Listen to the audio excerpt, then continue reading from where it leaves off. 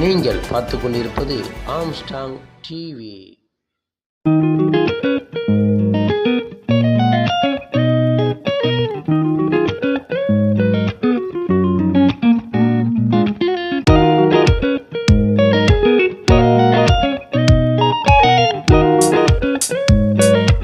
தலைவருக்கு எச்சரிக்கையான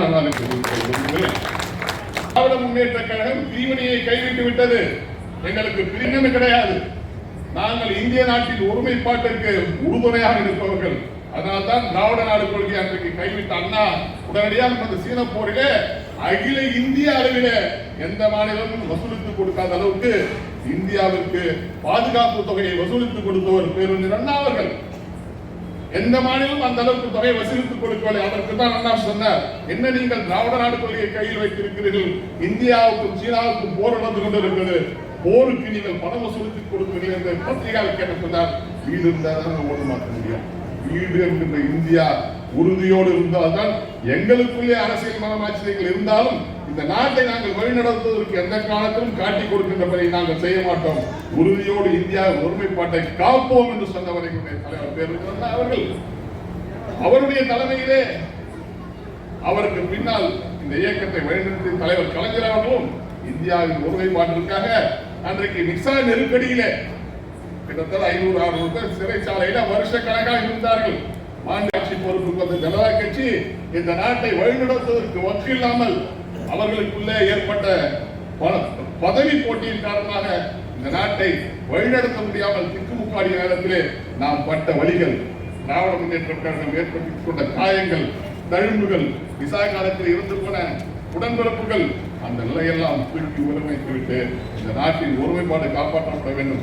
ஒரு நிரந்தரமான தலைமை உருவாக வேண்டும் என்றால் அது அன்றைக்கு அன்னை இந்திரா காந்தி அவர்களால் தான் முடியும் என்று அன்னை இந்திரா அவர்களே வருக, இந்த நாட்டுக்கு நல்லாட்சி தருக என்ற முழக்கத்தை வைத்து காங்கிரஸை வெற்றி பெற வைத்தவர் தலைவர் கலைஞர் அவர்கள். அப்படிப்பட்ட கலைஞரின் மகன் தான் இன்றைக்கு ஒரு கல்ல தான் எடுத்து வச்சிருக்காங்க.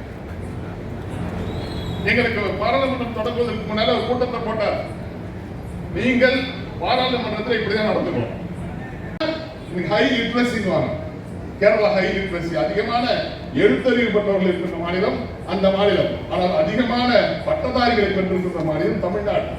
இந்த பட்டதாரிகள் வேலைக்கு போனதால நம்முடைய வருவாய், வெளிநாடுகளிலிருந்து வரக்கூடிய வருவாய், சிங்கப்பூர்ல இருந்து பையன் வேலை செய்வான், 2 மாசத்துக்கு 2 லட்சம் பணம். துபாயில போய் வேலை செய்வாங்க பையன், அங்கிருந்து 50,000 பணம் போவான். அப்படியாக நம்ம ஊர் பிள்ளைகள்லாம் நிறைய பணம் சம்பாதிச்சால என்னுடைய பொருளாதாரம் நிலையான பொருளாதாரமாக இருக்கிறது.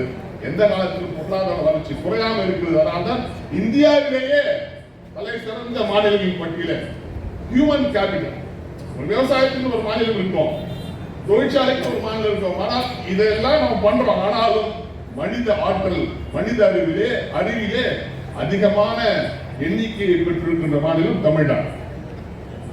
இந்த தமிழ்நாடு பெற்றிருக்கிற வளர்ச்சி அவங்களுக்கு கண்ணை உறுப்பு.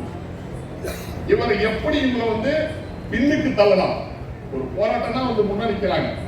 அதால் நாம் மக்கள் தொகை அடிப்படையில் இந்த மாநிலங்களுக்கு தொகுதியை வரையறை செய்தால் 15 லட்சம் பேர், 1.5 கோடி பேர் வச்சுங்க. இந்த மாநிலத்தில் 1.5 கோடி பேர் இருக்காங்கன்னா 15 லட்சம் பேர் மக்கள் தொகை அடிப்படையில் 10 எம்பிக்கள் இருக்காங்க வச்சுங்க. இதே உத்தரப்பிரதேச பீகார்ல போக சொல்ல அங்க மக்கள் தொகை கூடி போச்சு. ஏன் கூடி போச்சு? அவன் குடும்ப கட்டுப்பாடு பண்ணிக்கல, 2 குழந்தையோட நிறுத்தல, 1 குழந்தையோட நிறுத்தல, 8, 9 பெற்றுதான். அதனால அவனோட மக்கள் தொகை வளர்ச்சி அதிகமாயிடுச்சு. வாய்ப்புக்கு நன்றி பாராட்டி விடைபெற்றுக் கொள்கிறேன். நன்றி.